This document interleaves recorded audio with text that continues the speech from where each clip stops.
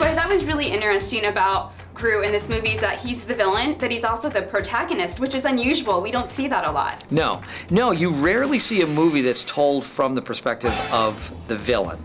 And to kind of see the villain's day-to-day life. The rest of the plan is simple. I fly to the moon. And so you kind of see the flip side of life in that kind of superhero world. Did you ever think you'd be in a movie with Mary Poppins? No, I didn't. And it was a real thrill. I met her in the elevator yesterday, and you know, obviously she was thrilled. And Wait, that was the first time you met her? yeah. When else would I have met her? When else would I have met Julie I don't know. Maybe there would have been like a group dinner for the cast. I don't know. Yeah, well, we're part of a Scrabble group, but professionally, this is the first time we've ever met. You have a lot of really great moments with Betty White. Can you talk about what was one of your favorite? Having Betty White feeling me up was probably the highlight of my career.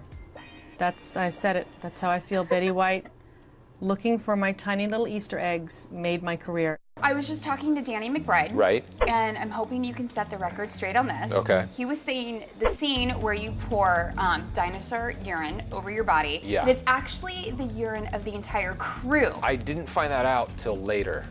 Okay. Yes. Wow, you really took one for the team. I really did. In that movie. Yeah. So when your character is complaining about how it was burning his eyes, like it was really burning your eyes. That's how I got to that point.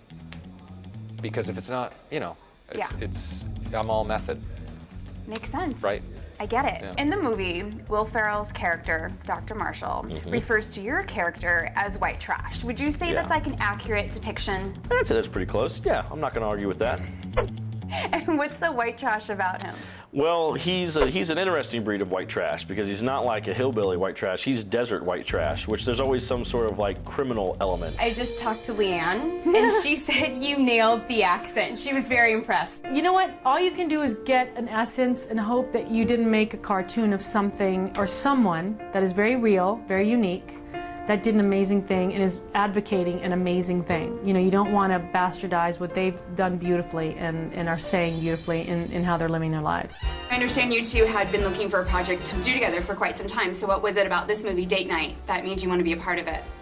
Well, I was definitely excited about the idea of getting to work with Steve. I was a fan of his for a long time. And for me, the fact that it was kind of a story about grown-up people. Yeah, I wanted a real relationship to look at. Yeah, I felt like this is a really accurate portrayal of what married life is like after you've been together for a while and have had kids. Yeah, I mean, I think that's what everyone was shooting for. Congratulations on the movie. Thank you. What I thought was interesting about the Robin in this movie is that he not only gives the people of Nottingham back what is rightfully theirs, but he inspires men to take charge of their own destiny. Can you talk about that aspect of your character? Well, we wanted to take the cliche, well, not the cliche, but the central concept of the story, you know, that thing that's compelled people for 800 years, the robbing from the rich and giving to the poor. So we started to look into the metaphor of it, you know?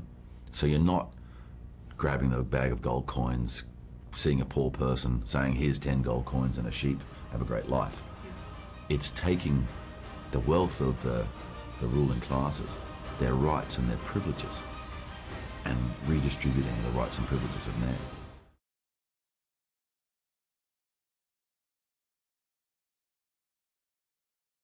Are you getting a shot of this dress over here? I don't know why I find it correct. It's very appealing. Thank you. Just don't get that it's too long. That's it. You can't walk around it. I can't, but that's all right. It happens. Whatever. It's fine. You just look from here up. It's good. Okay. And I realized how terrible that just sounded. I just embarrassed myself. So we're just going to move on. We're moving on. Okay. We're moving on. Pretend it didn't Oh, All I right. don't think so.